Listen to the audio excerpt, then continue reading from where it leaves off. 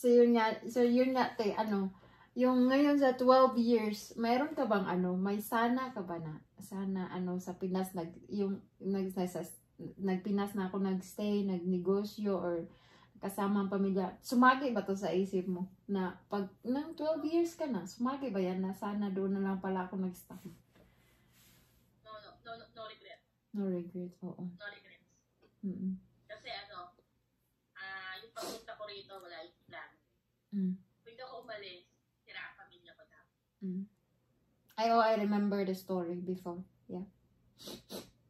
Oh yeah, I remember. We're not going to talk that because it's kind of private. Oo. Private yun siya. Baka wala akong pamilya ngayon na buo. Oo. Tsaka baka mas lalo akong napalayo sa Panginoon. Oo. So, I don't have regrets kasi dito sa Hong Kong, mas naayos na Diyos yung buhay ko, yung relasyon ko sa pag-asawa ko. Oo. Yun yung ano. Yun lang, malungkot lang nga bilang nanay kasi nga hindi ko nasubaybayan yung mga anak ko. Siguro yun sa yung regrets ko. Nawala ako nung malilitang mga anak ko, hindi ko yun na-enjoy. Ayun. Pero I'm still thankful kasi nga may Alison ako eh. Kay Alison mo na-enjoy. Oo, hindi ko naramdaman yung ano, yung masyadong, ano mo na, kasi nga andyan si Alison Oo. na naghahag sa'yo, alam nyo, na parang anak mo, although hindi siya tunay na anak, pero syempre, alam mo na pag mga alaga natin, Oo. yun naman yung turing natin sa kanila. So, wala akong regrets na. Sa converse ko rito sa Hong Kong, I'm so thankful and grateful sa Panginoon sa lahat ng mga ginawa niya, inayos niya sa buhay ko, sa lahat ng blessings, sa lahat ng mga taong nakilala ko dito sa Hong Kong. Amen. Yung nadamay pa ako dyan. Lahat. Yes, lahat. Lahat ng kasama ko dito. Alam mo, partners ko, yung mga churchmate, then yung mga hindi mo kagandahan, basta hindi naman lahat okay, di ba? Pero I'm still thankful kasi doon sa mga tao na yun, marami ko natutunan. Ang sarap. Nakilala ko kung sino ako. Alam mo yun? Ang sarap ng 10 months ko doon. Ang sarap ng 10 months ko doon sa ano. Ang sarap ng 10 months ko doon sa Hong Kong. Grabe yun. Yung alam mo, ayaw ko nang gumala.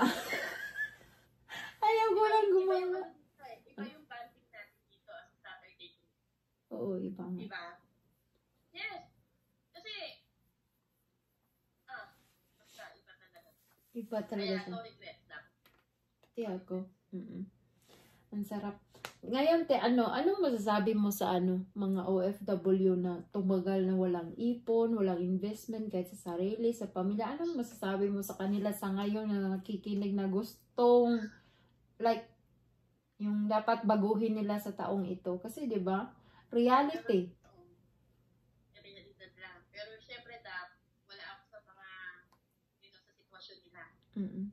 Di ba? Hindi naman nila gustuhin talaga na walang maipon, walang maipunta. Siguro nagkakataon lang na talaga sila yung breadwinner. Alam mo na, sila yung mga talagang hindi makatiis para tumulong sa pamilya. So hindi ko alam kung ano sasabihin ko. Pero nga, sabi ko nga kanina, kailangan maging matalino sa paghawak ng finances. Kasi nga, hindi ka mabata, hindi ka palaging may trabaho.